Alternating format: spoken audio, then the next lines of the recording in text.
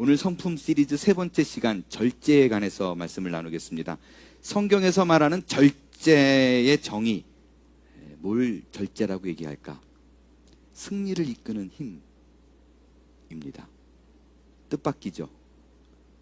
성경에서 고린도전서 9장 25절에서 이기기를 다투는 자는 모든 일에 절제한다 라고 얘기를 합니다. 그러니까 경기에 임하는 자, 내가 맘먹고 여기서 승리를 하리라, 성공을 하리라, 무언가 이루어내리라 라고 생각하는 사람들이 반드시 해야 될 조건, 절제입니다. 여러분, 선수들이 경기에 임했을 때 체중 조절하고 먹고 싶은 거, 하고 싶은 거 참고, 이게 다 절제입니다. 경기에 임하는 자, 선수들이 해야 될 거 절제라는 거예요. 그래서 승리의 비결이고 꿈을 이루는 비결, 그 성품이 뭐냐? 절제입니다. 따지고 보면 이 세상에 돌아가는 사회적 모든 거는 전쟁터라고 그래도 과언이 아닐 것입니다.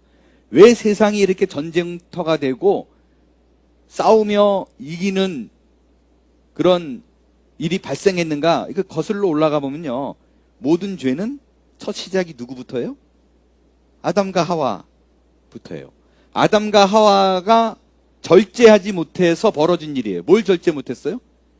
선악과 따먹지 말라고 얘기했는데 그게 그렇게 탐스러워 보이는 거예요. 탐스러워 보이는 거예요. 그거를 따먹는 순간에 죄가 이 땅에 들어오고 모든 이 땅에 존재하는 사람들이 뛰어서 경기를 하게 만든 원인이 됐다라는 것입니다. 첫 번째 아담은 절제에 실패했어요. 두 번째 아담으로 오신 예수 그리스도께서 공생의 사역을 시작하면서요, 제일 먼저 받은 테스트, 시험이 뭐예요? 절제에 관한 부분입니다. 돌을 떡으로 만드는 시험, 성전 꼭대기에 뛰어내려 스타가 되려는 시험, 천하만국의 영광과 그 모든 것을 순식간에 얻으리라 하는 것은 탐욕의 시험, 절제의 시험이었어요. 사탄이 주고자 하는 것을 알았어요. 그러나 내가 그 일에 눈을 돌려서는 안 되고 끊어버리는 것이 절제였습니다. 예수님은 이 땅에서 삶을 누리고 나가는 그런 모든 과정 속에서 사실은 절제할 필요도 없었고, 자기가 갖고 있는 능력과 힘을 과시하거나 또 보여줄 수 있는 충분한 위치에 있는 분이셨습니다. 근데 그 능력을 무모하게 맘대로 쓰지 않았어요.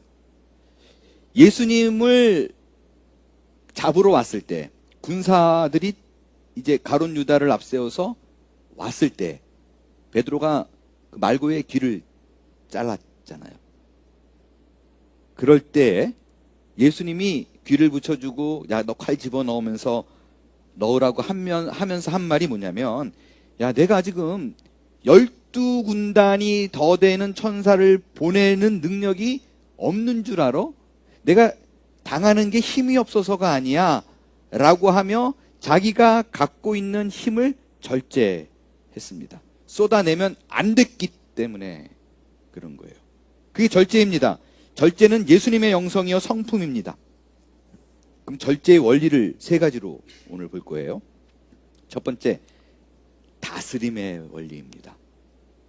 절제 그러면 우리는 무언가 끊어내야 되겠다라는 생각이 먼저 앞섭니다. 그러나 내가 무언가 끊어내는 것이 우선되지 않고, 그건 이제 현상이에요. 기본적으로 무엇가 먼저 이루어져야 되느냐? 매니지먼트, 다스림이 이루어져야 됩니다. 마음을 다스리고 생각을 다스리고 욕망을 다스리고 언어를 다스리고 감정을 다스리는 일이 없이 이것부터 절제, 끊어내려고 하는 것부터가 하면 언제고 다시 돌아옵니다. 금방 돌아옵니다. 모든 수고가 다 헛거입니다. 예를 들어 볼게요. 그 사업하시는 분, 우리 중에 계시면 수입이 늘기 위해서 어떻게 해야 되느냐? 내 일을 매니지먼트 해야 되고 다스려야 되고, 내게 있는 직원들을 잘 다스리지 않으면 사업이 절대 성공이 안 됩니다. 제가 얼바인지구청교회에 있을 때 케이스 커버 중에서 아마 한국 사람이 만든 건데 세계적으로 1위 기업이 된, 나중에 브랜드는 얘기해 줄게요. 그분이 우리 교회에 오셨어요. 그래서 꽤 오랫동안 출석을 하셨는데, 그 사업이 처음에 시작할 적에 쭉 간증 들어보면 참 이렇게 대단해요. 근데 본인이 이 사업을 일으킬 수 있는 가장 기본적으로 자기가 했던 게 뭐냐, 잘했던 게 뭐냐 라고 제가 물으니까 저는 무슨 아이디어다, 때로는 뭐 이런 건 줄 알았거든요. 근데 뭐냐 그러냐면 매니지먼트요. 직원들에게 끊임없이 자기의 위치와 자기가 해야 될 일들을, 그러니까 쉽게 말하면 잔소리예요. 끊임없이 알려주는 거였었어요. 그러지 않으면 언제고 그냥 확 무너집니다 라고 얘기를 하더라고요. 그걸 놓치지 않았대요. 계속. 사업을 내가 무언가를 잘 다스려서 수입이 얻었어요. 그래서 가정에게 갖다 줘요. 이 가정의 넉넉함, 물질의 넉넉함을 가정과 소유할 적에 가정에 대한 매니지먼트가 또 들어가야 됩니다. 그렇지 않고 절제를 하지 못하게 놔두면 오히려 그 물질이 가정을 망가뜨리고 아이들에겐 독이 되는 경우를 우리는 어렵지 않게 많이 볼 수 있습니다. 직장과 가정이 잘 다스려졌어요. 다 해결이 됐을까요? 이제 뭐가 하나 남았을까요? 나를 다스려야 돼요. 가장 중요한 나를 다스리지 못하면 내가 꾸려왔던 모든 것이 무너진다라는 얘기입니다. 저는 여러분이 마음과 생각을 다스리는 여러분이 되기 바랍니다. 생각나는 대로 행동하면 안 돼요. 마음 가는 대로 움직이면 안 돼요. 생각해야만 합니다. 생각을 다스려야 행동이 내 생각 안에서 절제된, 매니지된 상태로 나오게 된다라는 것입니다.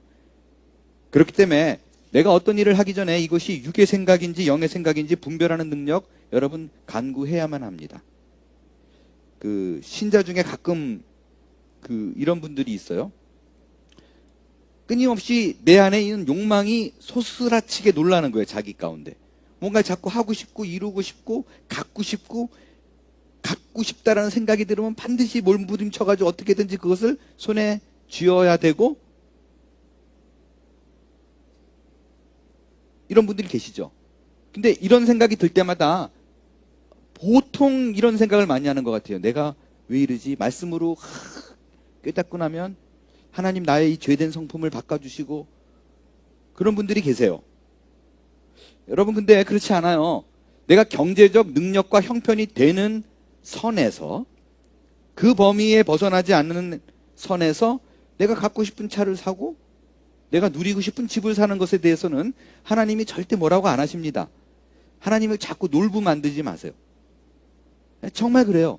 하나님은 우리가 이 땅에서 누릴 수 있는 모든 것들을 즐겁게 누리기를 원하시는 분이지, 그걸 배아파가지고 너 그럴 바에야 그거를 남 주지 뭐 이렇게 안 하신다고. 정말 저는 그 부분에 대해서는 정말 확신이 있습니다. 그런데 내 욕망 자체가 문제가 아니라, 욕망은 오히려 또 하나의 의욕으로 우리가 삶을 달려갈 수 있는 활력을 주고 힘을 주기도 합니다. 이루고 싶은 목적이 생기면 뛰어가잖아요. 근데 그게 과욕이 될 때가 문제예요. 생각해야 될 바, 품어야 될 생각을 마땅히 넘어갈 때, 탐욕이 될 때가 문제입니다. 특별히 자신을 다스려라 라는 문제를 제시를 하면 여러분 제일 먼저 떠오르는 생각이 뭐예요? 그래, 날 다스리려면 감정에 대한 절제를 해야 돼 라고 생각합니다. 오늘 설교 주제가 절제이고 감정을 다스려야 된다. 그러면 아마도 여기 계신 분 중에 그래 내가 다스려야 될 감정이 무언가로 생각을 해보면 아마 분노라는 생각이 가장 좀 탑 레벨에 있지 않을까 생각을 해요. 내가 이 분노만 좀 매니지먼트 할 수 있다면, 내가 이렇게 터져나오는 화만 좀 참을 수만 있다면 내가 그르치는 많은 일들이 회복될 수 있을 텐데, 이미 안 벌어질 텐데, 분노라는 감정에 대해서 우리가 어떤 생각을 가지냐면, 이거는 떨궈내야 된다, 내가 거부해야 된다, 분노는 안 좋은 것이다, 분노를 하게 되면은 크리스찬의 삶이 아니다라는 것이 우리를 누르고 있지 않나 생각합니다. 아닙니다. 절대로 아닙니다. 여러분, 우리가 이 성품에 대해서 배울 때, 감정에 대한 부분이 나올 때 그 어떤 것 하나, 하나님이 우리에게 주신 그 어떤 것은 선하지 않은 것이 없다라는 것을 알아야 돼요. 분노도 하나님이 우리에게 주신 감정이에요. 그죠? 그렇다면 분노 자체가 잘못된 게 아니라는 거예요. 성경에서는 분노, 그 anger, 이거를 뭐라고 얘기하느냐? 에베소서 4장에 보니까 분을 내어도 죄를 짓지 말며라고 얘기하죠. 그러니까 분을 낸다, 화를 낸다는 것과 죄를 짓는 것을 딱 구분합니다.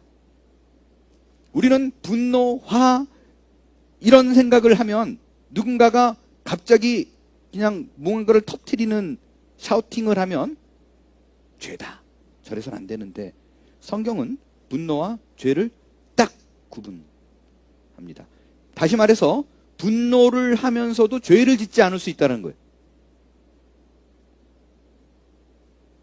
분노할 때 적절한 방법으로 나도 분노를 매니지할 수 있어야, 다스릴 수 있어야 된다라는 것입니다.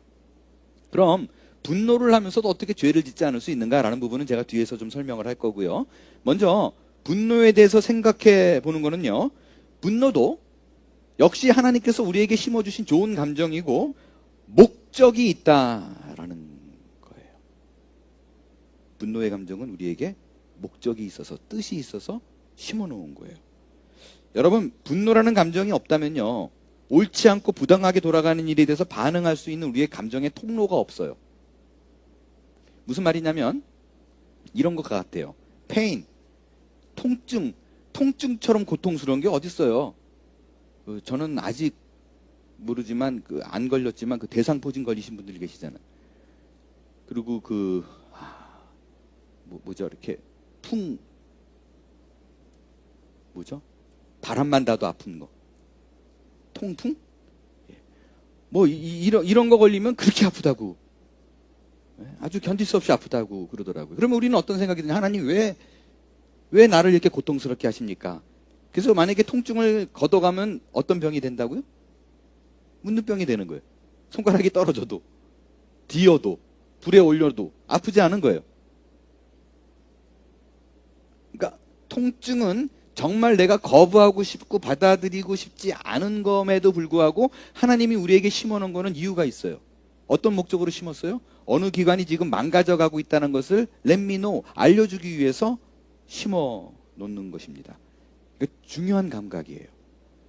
분노도 없어져야 될 죄의 문제로 접근하면 안 돼요. 다스림의 문제로 봐야 됩니다.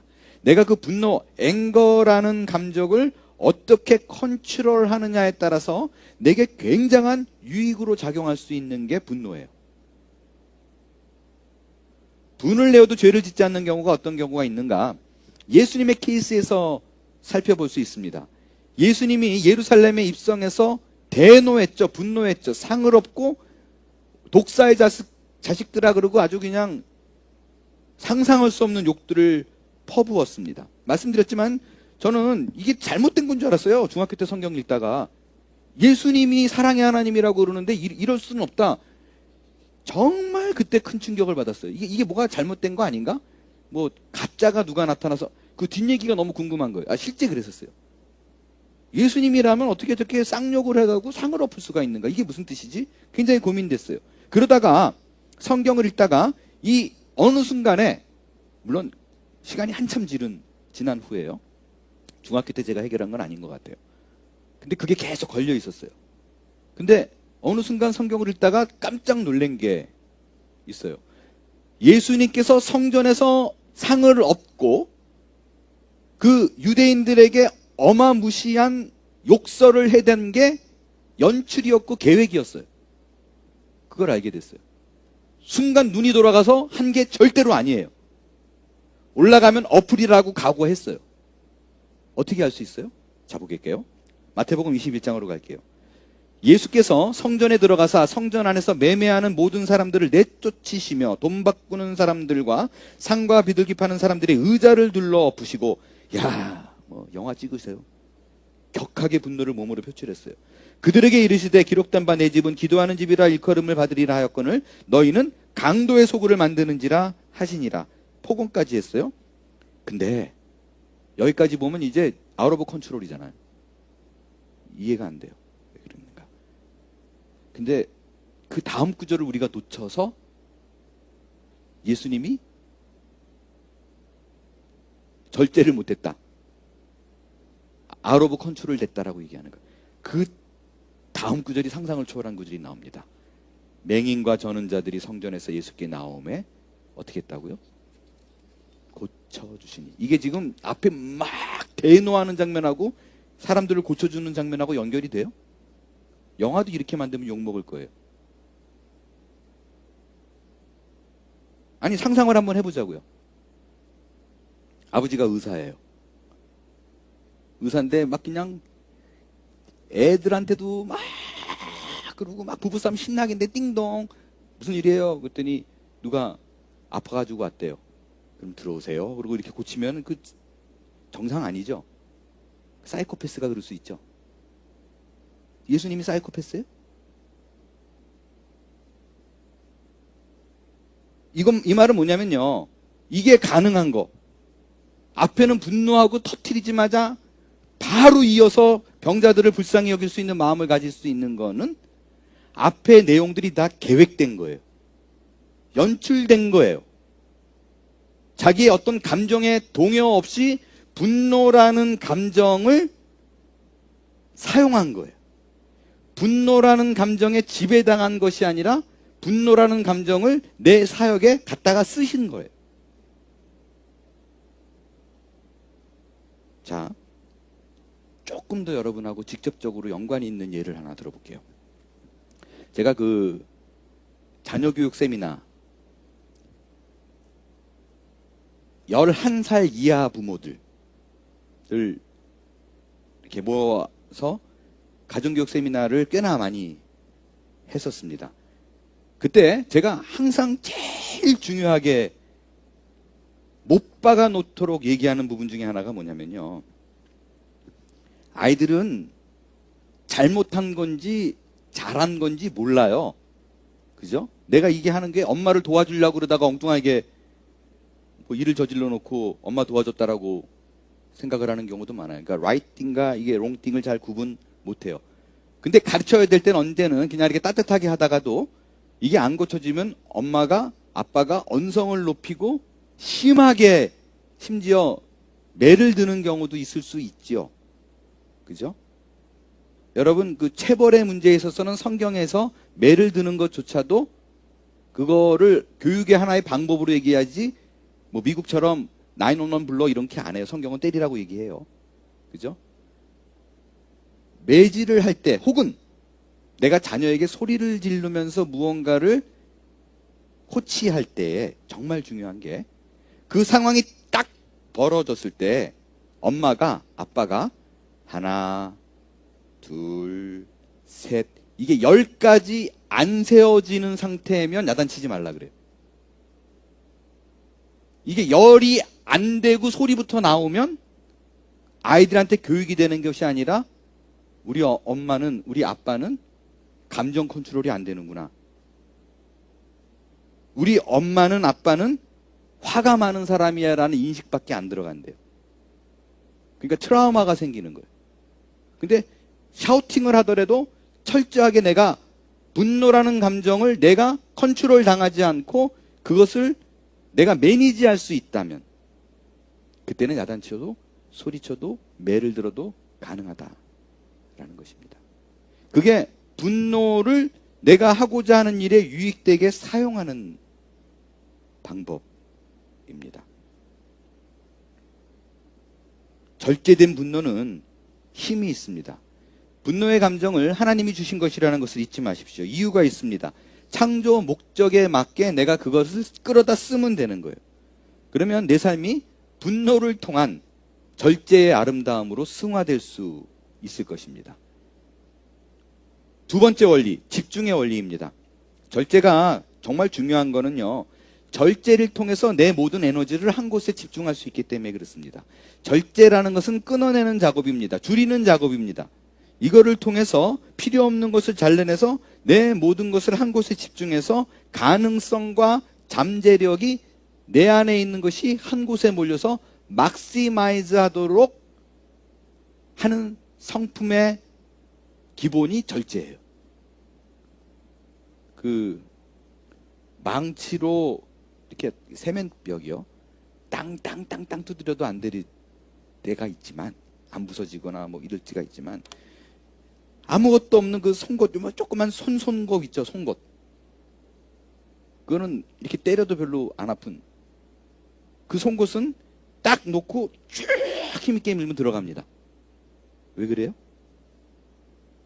요 가는 힘이 송곳 끝 한 점으로 몰려 있어요. 모든 에너지가 송곳 끝에 있어요. 그러면 벽을 뚫습니다. 좀 유치한 예지만, 여러분 혹시 주유소 습격 사건이라는 영화 아십니까?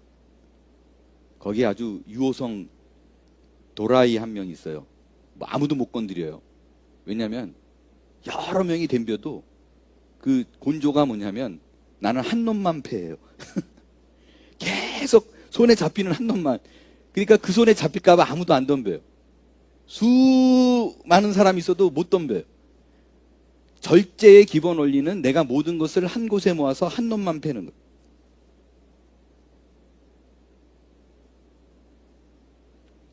내가 무언가 이루고자 하면 절제는 승리의 힘이라는 것이 왜 기본이 되고 그것이 메이크 센스하게 되는가? 다른 일을 끊어내므로 한 곳에 집중할 수 있게 될 때 가능합니다. TV에 앉아있는 시간, 쇼핑하느라 보내는 시간, 인터넷에 앉아서 이것저것 뒤척이는 것들에 대한 절제가 필요합니다. 이걸 잘 매니지할 때 역사를 이루게 될 것입니다.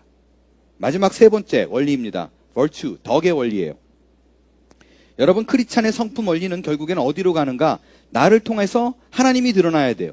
내가 갖고 있는 모든 성품적인가, 감정적인 부분, 행동적인 부분, 사역적인 부분, 그 모든 것을 통해서 모든 시선이 나로 가는 것이 아니라 하나님께 가야 되는 것이 우리 크리스찬이 이 땅에 존재하는 이유입니다. 교회에서 나이가 들어서 뒤늦게 예수를 믿은 분들 중에, 어려서부터가 아니라 왕왕 이런 경우를 많이 봅니다. 아주 열심히, 누가 보더라도 열심히 있는 신앙생활을 해요. 성경도 열심히 보고, 기도도 많이 보고, 찬양을 좋아하고, 사람 좋다는 소리를 무지하게 많이 듣는 분이면 교회에서 리더십을 맡기려 합니다. 왜냐하면 본이 되기 때문이에요. 그런데 많은 사람이 저 사람이 왜 리더감인데? 라고 생각하는데 본인은 한사코 반대를 해요. 그 많은 여러 이유 중에 하나가 남들이 보는 나와 내가 알고 있는 나와 너무 많이 달라요. 어느 부분에서 그러느냐? 특별히 경험적으로 봤을 때 티는 나지 않지만, 알 수는 없지만, 나중에 고백할 때 얘기 들어보면, 아니 왜 리더를 하시죠? 집사 안수를 받으시죠? 안수 집사 되셔야죠. 목자를 하시죠. 어떤 사역의 단장을 좀 하시죠. 그럴 적에 조용히 고백하는 얘기. 제가 술, 담배를 못 끊었어요. 이런 거 굉장히 많아요. 아주 많습니다. 특별히 그 한국 같은 경우에는요, 교회에서 만나는 사람을 밖에서 만날 일이 거의 없어요. 거의 없어요. 그러면 직장에서 어떻게 생활하는지 아무도 몰라요. 교회에 주일날 딱 나와 있는 몇 시간이 그 사람의 다예요. 근데 그런 고백을 해요. 그래서 이런 것이 본인에게 걸림이 되고 내 신앙에 진보가 되지 않게 막고 있고, 또 행여 그런 나의 부족한 모습 때문에 교회에 누가 될까봐 한사코 거절을 하는 경우를 볼 수 있습니다. 그런데 제가 누차 말씀드려요. 술, 담배는 구원과 아무 상관도 없어요. 성경에서 실제적으로 금지한 품목도 아닙니다. 성경에는요, 제가 이렇게 일부러 구절을 보여줄까 하다가 너무 은혜 받을까봐 포도주를 권하는 구절이 있어요. 잠언에. 시편에는 사람의 마음을 기쁘게 하는 포도주라고 다윗이 찬양해요. 예수님은 물을 포도주로 만들었어요. 예수님이 물을 콜라로 못 만들어요? 콜라로 만들 수 있어요. 그래서 와 신선하게 이거 상품화하자 이럴 수도 있어요. 포도주를 만들었어요. 왜? 포도주가 그들에게 잔치에 온 사람들에게 유익하다라고 생각했기 때문이에요. 술을 먹는 것 자체가 결코 성경에서는 금지하고 있지 않습니다. 담배 얘기해 볼까요? 담배는요 언제 기원이냐? 기원 전에 중앙아메리카 원주민들이 사용한 흔적이 있어요. 근데 중앙아메리카 요 인디오들만 요렇게 했던 것이 언제 유럽으로 중동으로 넘어갔느냐? 1492년에 콜럼부스가 퍼뜨린 거예요. 그래서 유럽과 중동의 담배를 처음 맛본 게 1500년 이후입니다. 왜 성경에 담배 얘기가 없나? 이스라엘에 그때 담배가 없었어요. 그러니까 예수님이 없는 물건을 굳이 언급할 필요가 없었던 것입니다. 여러분이 정확하게 제가 성경적인 얘기로 할게요. 이게 술이죠. 술, 담배 피면서 막 죄책감을 느끼잖아요?